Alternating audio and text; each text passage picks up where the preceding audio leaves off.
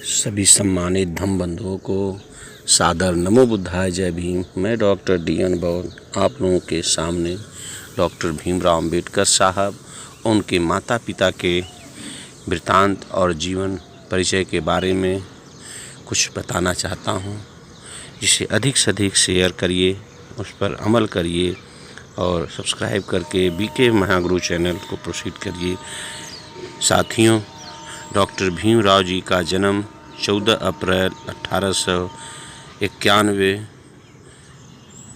को मध्य प्रदेश के रत्नागिरी जिले में महू नामक स्थान पर हुआ था। महू इंदौर नगर के निकट है।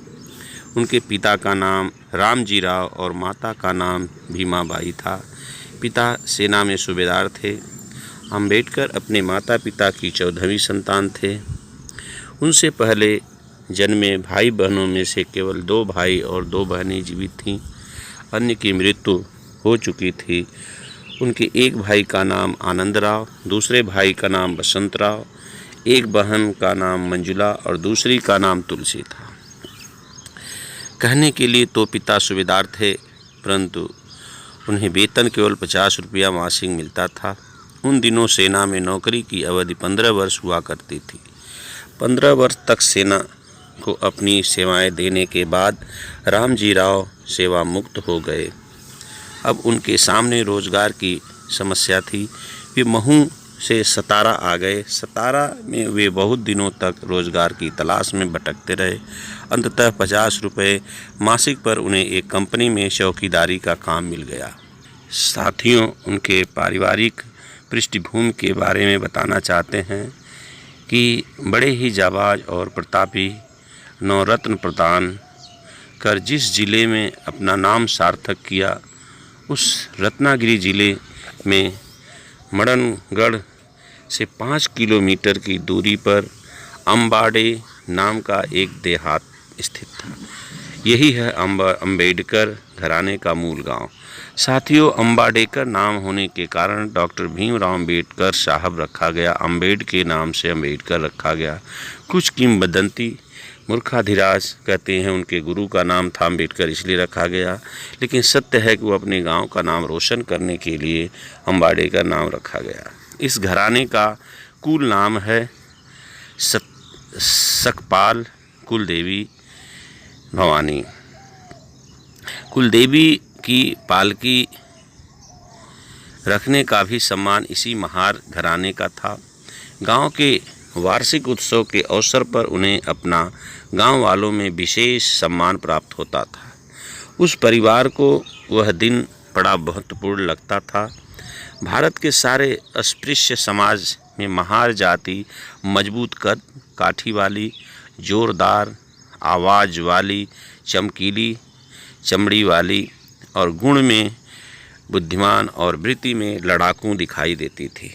समय का ध्यान रखते हुए सावधानी से बर्ताव करने वाली अगर कोई जाति है तो वह महारों की ही है। कुछ विद्वानों का कहना है कि महाराष्ट्र के मूल निवासी महार ही थे और उनके ही नाम पर इस राज्य को महाराष्ट्र नाम प्राप्त हुआ। कुछ लोग महार शब्द की व्युत्पत्ति इस तरह करते हैं, महा प्लस अरी, बहुत दुश्मन।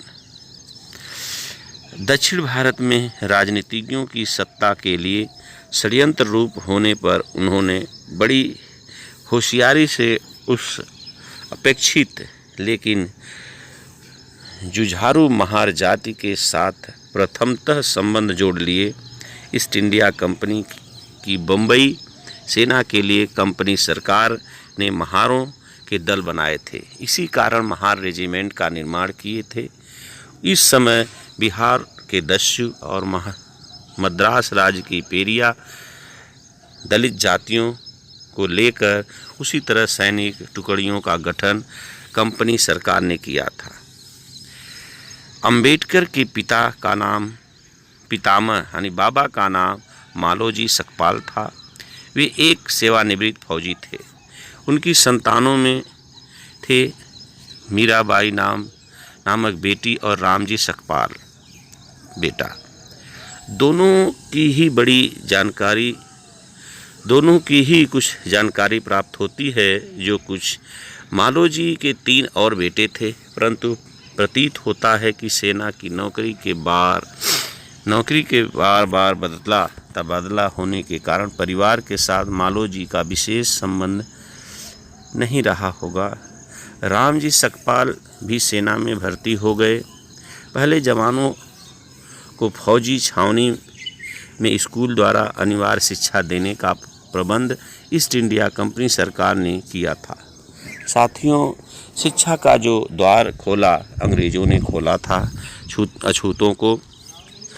इसके अतिरिक्त फौजी सिपाहियों की संतानों के लिए भी दिन में स्कूल थे। उनके प्रौढ़ रिश्तेदारों के लिए भी रात में स्कूल थे। ऐसे ही शिक्षा रामजी सकपाल को मिली थी। रामजी सकपाल जिस सैनिक स्कूल में शामिल थे, उसी में इस्तीफा से सूबेदार मेजर धर्मा मुरवाडकर का तबादला हुआ। मुरवाडकर भी महार परिवार के ही थे। वे ठाणे जिले के मुरवाड़ के निवासी थे। मुरवाडकर का कुल नाम पंडित था। उस परिवार के 7 भाई भी सेना में मेजर थे। स्वाभाविक ही उनका रहन सहन अमीरी ठाट बाट का था। वे नाथ संप्रदाय के अनुयायी थे। उनके परिवार का वातावरण धार्मिक और महार बस्ती और गांव में उनका घराना बड़ा इज्जतदार माना जाता था। आगे चलकर यह परिवार परवेल के नज़दीक उलवा बंदरगाह पर निवास करने चला गया। फिर कुछ दिनों बाद वह परिवार परवेल जाकर बस गया। साथियों, अंबेडकर साहब की शिक्षा और सारी व्यवस्था होने के पीछे बहुत बड़ा कारण था।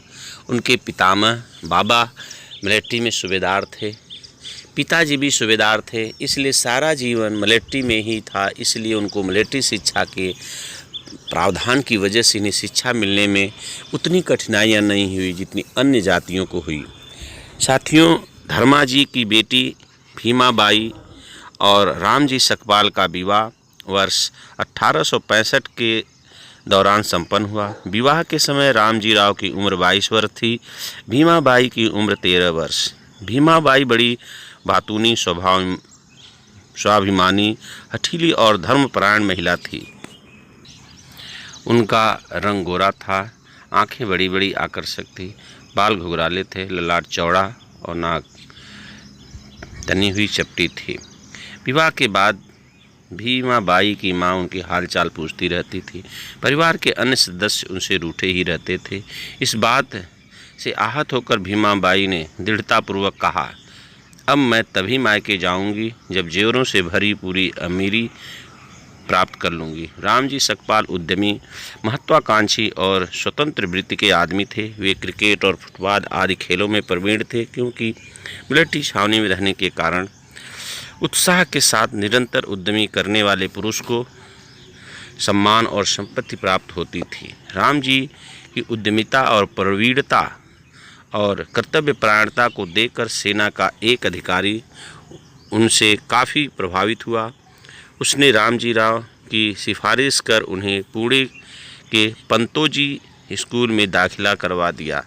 वहाँ अध्ययन, जबकि ये मिलिट्री में सूबेदार के बेटे होने के नाते वहाँ अध्ययन के पेशे की शिक्षा लेते समय उन्हें जो वेतन मिलता था स्कॉलरशिप के रूप में, उसमें से कुछ भाग वे पत्नी के लिए मुंबई भेज देते थे।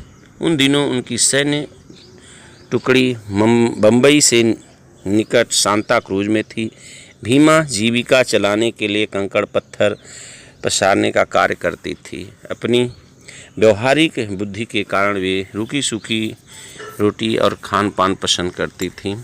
इतना त्याग उनकी माँ ही अपने जीवन में करती थीं। तो यह बड़ा ही सौभाग्य है हमारे लिए कि वह इतना सारा सब कुछ किया। जिस समय राम जी की शिक्षा दीक्षा संभव हुई थी, उस समय दलित शिक्षा की कल्पना भी नहीं की जा सकती।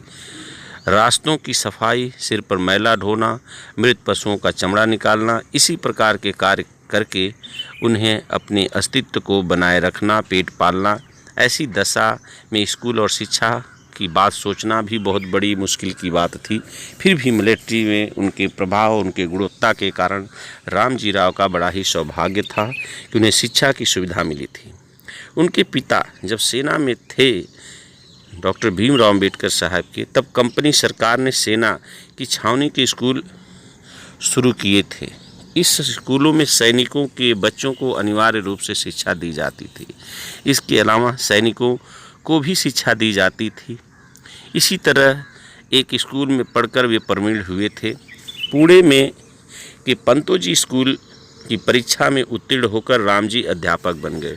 यहाँ तक रामजी राव को एक अध्यापक का अवसर भी मिला और बन भी गए। धीरे धीरे फौजी छावनी के स्कूल में प्राध्यापक बन गए। उन्होंने प्राध्यापक का कार्य लगभग 14 वर्षों तक किया। आखिर उनकी इस सेवा की कद्र कर उन्हें सूबेदार मेजर के ओहदे तक की पदोन्नति प्राप्त हुई। उनकी अध्यापन कला सराहनीय थी। शिक्षा के प्रति अपनी कर्तव्यनिष्ठा, प्रेम और लगाव से उन्होंने यह सिद्ध किया कि दलित भी अच्छी अध्यापक बन सकता है। साथ ही भीमाबाई का प्रण जो उन्होंने अपनी संपन्नता हेतु किया था वह पूरा हो गया। उनके परिवार को अब काफ़ी प्रतिष्ठा प्राप्त हो चुकी थी। सन 1890 तक सूबेदार रामजी और भीमाबाई की 13 संतानें पैदा हो चुकी थीं। उनमें से बालाराम, गंगा, रमाबाई, अनंतराव, मंजुला और तुलसी ही जीवित थे। शेष संतानें बचपन में ही मर गई। इनके इतने बच्चों की पैदाइश, आतिथ्य सत्कार, कई व्रत, उपवास, पूजा अर्चना, चिकित्सा की व्यवस्था न होने से भीमाबाई की सेहत बिगड़ती गई। कई छावनियों में तबादला होने के कारण रामजी का स्थान मध्य प्रदेश के महू जिले में लश्कर छावनी में स्थित हो गया। महू में एक असाधारण घटना घटी। राम जी के एक चाचा वैरागी हो गए जिनकी काफ़ी समय तक पता नहीं चला। इत्तेफाक से एक बार वे साधु जत्थे के साथ महू आ गए। उन्होंने राम जी को आशीर्वाद दिया। अपने कर्तव्य से इतिहास का चिरंतर छाप डालकर अपने वंश का नाम अमर करने वाला एक पुत्र आपके घर पैदा होगा। यह आशीर्वाद सुनकर सूबेदार दंपति को काफ़ी प्रसन्नता हुई। दोनों धर्मपरायण और व्रतधारी थे। अपने घर कुलदीप जैसा पुत्र हो, इसलिए दान, व्रत, उपासना, आराधना और धार्मिक कृत्यों की ओर उन्होंने ध्यान बड़ी ही उत्कृष्टता से बढ़ गया। साधना के अंत में संत का वरदान फलीभूत हुआ। 14वीं संतान के रूप में डॉक्टर भीमराव अम्बेडकर का जन्म हुआ 14 अप्रैल 1891 में।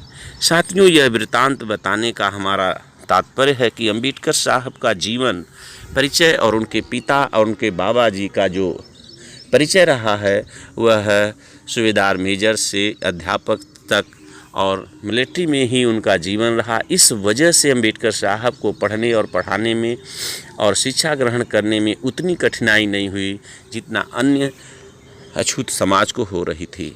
इसीलिए सभी साथियों से निवेदन है कि इस वृत्तांत को पढ़ें, अधिक से अधिक जन तक इस संदेश को पहुंचाएं और अम्बेडकर साहब के जीवन परिचय को जानें।